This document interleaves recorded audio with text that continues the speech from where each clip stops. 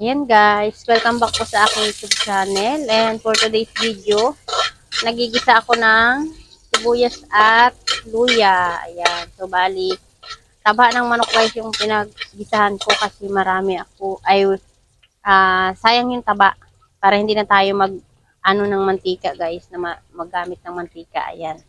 So bali, adobuhin ko tong manok guys at ito, ano na yan siya guys, marinated na yung chicken natin. No? Tingnan nyo. Narinate ko yun siya sa um, toyo at saka paminta. Yan. So, bali, anuhin natin yun siya. Ah, Palalambutin natin sa katas niya. Ayan. Ayan. So, grabing lakas ng ating gatong guys, no? Ganda talaga pag gatong yung gamit. Sipag ka lang magkahoy. Ayan. O, kumukulo na yung ating chicken na yan. Kita nyo kung saan na siyang nagtubig. Kanina ay toyo siya. Halos toyo lang talaga yung kanyang ano. Yan. Sasangkutsahin lang nating mabuti yan ay papatuyuin pala natin. Ayan. Siyempre para lumambot na rin yan siya guys. May paminta na yan at bawang, luya. Ayan. May laurel na din. Yan. Palulutuin lang nating mabuti guys sa kanyang sariling sabaw. Ayan. Hindi natin sasabaw ng marami. Kasi ayoko guys sa ano talaga, masabaw sa adobo. Lalo na ganyan, hindi siya native. Ayoko nang masabaw.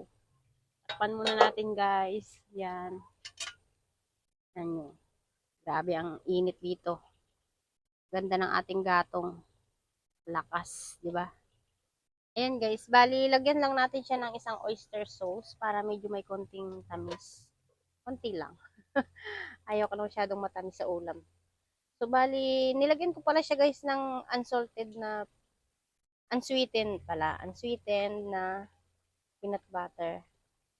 Parang natripan ko lang. First time lang.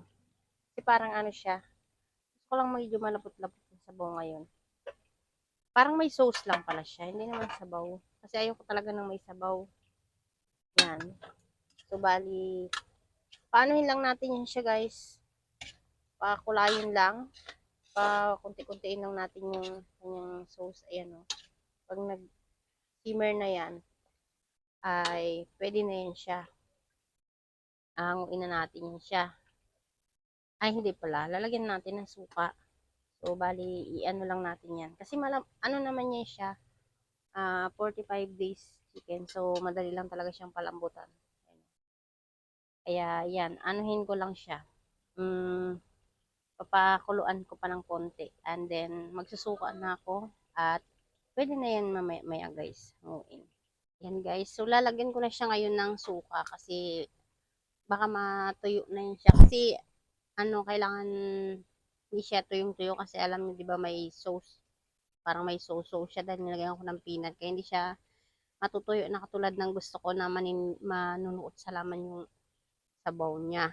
Kaya, ayan. Sana natin. Ayan, o, kita nyo. Halos, parang ganyan lang siya. Medyo may konting malapot siyang sabaw. Parang may sabaw. Kasi nga, nilagyan ko ng peanut. Ayan. So, kanto ba yung aking gamit, guys? Ay, hindi pala. Parang tuba din, pero galing siya sa sasa. Ayan, o. So, palutuin lang natin yung suka and then after that, ready na. Ready na yung ating adobo. Takpan ulit natin para manuot yung lasa ng suka. Babalik pa tayo mamaya. So, ayan guys. Ayan, kita nyo medyo maabo yung ating takip ng kawali kasi guys, alam nyo naman, di kahoy tayo. Ayan sakto lang yung isang lagayan ko ng gatong.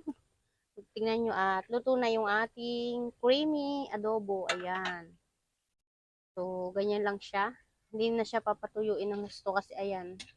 Ano na lang yan siya guys, parang sauce na lang. Tingnan nyo, ang mantika pa rin nyo guys.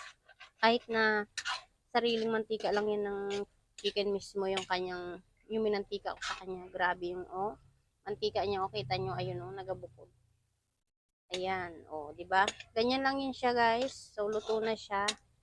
sure ako na sobrang lambot na niyan. Kasi, nakuluan na siya ng todo. Ayan.